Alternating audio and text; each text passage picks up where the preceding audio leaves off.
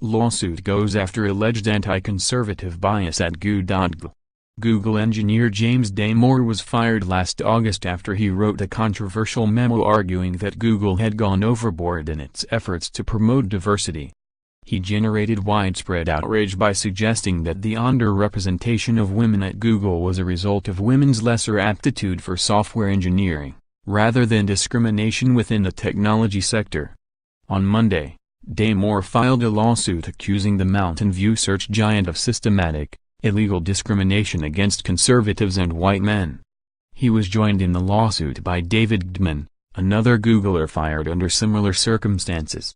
Damore, Gudeman, and other class members were ostracized, belittled, and punished for their heterodox political views, and for the added sin of their birth cirumcstances of being Caucasians and/or males, their lawsuit charges.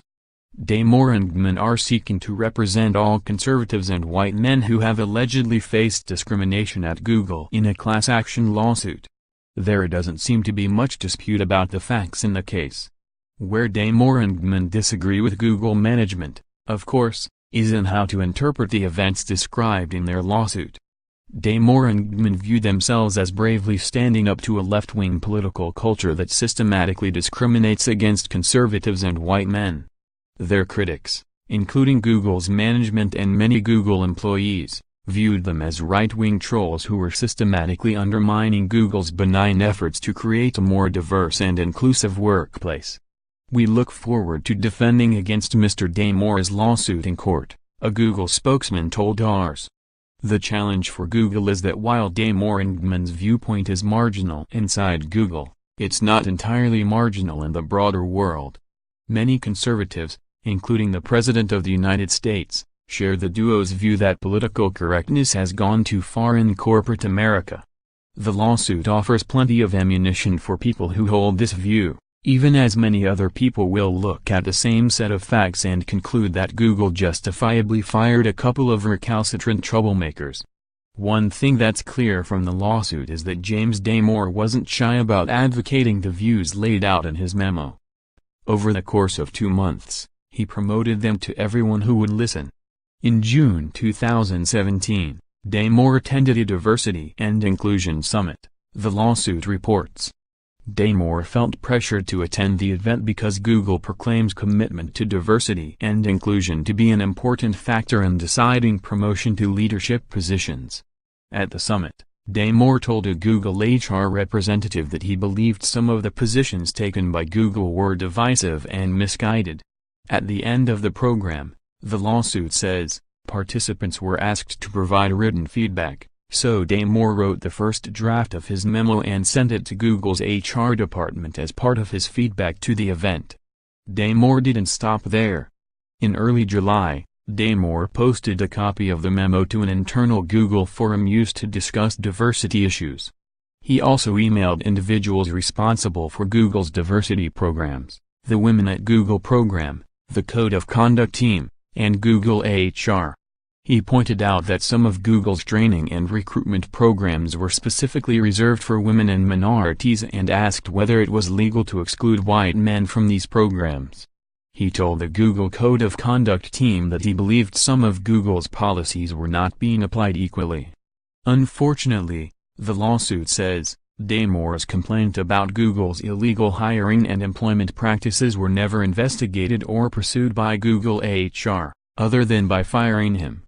Damore wasn't done. He went to another diversity event later in July, where he again raised concerns about viewpoint discrimination at Google. When Damore objected to the premise of one session focused on the concept of white male privilege, the lawsuit says, other Googlers laughed at him derisively.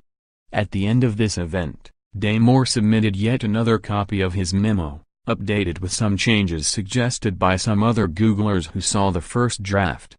Damore still wasn't done. On August 2, he submitted the memo to an internal mailing list. Finally, the memo began to circulate more widely within Google and it began to elicit the broader debate he had been craving. It also leaked to the technology press, causing a public furor. The result was an intense backlash. "You're a misogynist and a terrible person," One Googler reportedly wrote to Damore in an email. "I will keep hounding you until one of us is fired. Fuck you." If Google management cares enough about diversity and inclusion, they should, and I urge them to, send a clear message by not only terminating Mr. Damore, but also severely disciplining or terminating those who have expressed support for his memo, another Googler wrote in an internal discussion forum. Damore's critics got his wish. He got fired on August 7. The story of Damore's fellow plaintiff David Gudeman was broadly similar. In 2015, Gudeman received a memo written by another Google warning against derailment. It was a plea for white men to be more deferential to women and minorities during discussions of social justice issues. Gudeman wasn't convinced, and he chose a particularly inflammatory analogy to illustrate why. According to the lawsuit, Gudeman compared this document to that which slave owners would have written for their slaves to help them understand how to interact with their masters. That Gudeman reported to the HR department, who, as the lawsuit puts it, chastised him for attempting to stand up for Caucasian males and his conservative views. Gudeman got a verbal warning. Gudeman became a supporter of Donald Trump, and after Trump won the 2016 election he pushed back against the widespread anti-Trump sentiment inside Google. Another Googler wrote that as someone already targeted by the FBI, including at work, for being a Muslim, I'm worried for my personal safety and liberty. Gudeman responded skeptically to his co-worker's claim, arguing that if he had really been targeted based solely on his religion, he should have filed a civil rights lawsuit over it. Other Googlers didn't take kindly to Gudeman questioning a co-worker's story, and he was once again reported to HR. Google HR stated that Gudeman had accused the Muslim employee of terrorism based on his religion, and this was unacceptable. Gudeman was fired over the incident, according to the lawsuit. After describing Damore and Gudeman's experiences, the lawsuit tells the stories of other, mostly unnamed Googlers who observed behavior that seemed to be biased against conservatives and/or white men. For example, in one case a Google employee wrote in an internal company message board that if I had a child, I would teach him her traditional gender roles and patriarchy from a very young age. Our degenerate society constantly pushes the wrong message.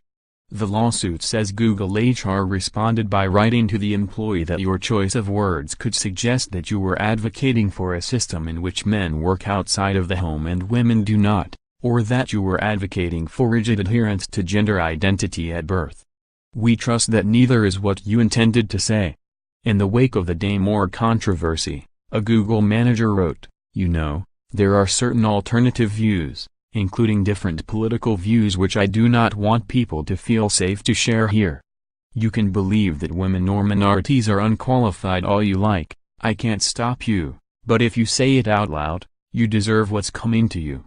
In another post, a Googler wrote about a promotion committee she served on. 2/4 committee members were women. Yay! She wrote. 4/4 committee members were white. Boo. 12-15 candidates were white men. Boo. Many of these anecdotes will look different to people with different politics.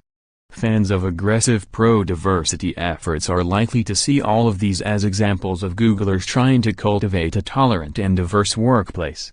In their view, advocating these kinds of views creates a workplace environment where women and minorities don't feel comfortable, and so the company is forced to choose between tolerating outspoken employees like Damore and Gudeman or attracting and retaining a more diverse workforce.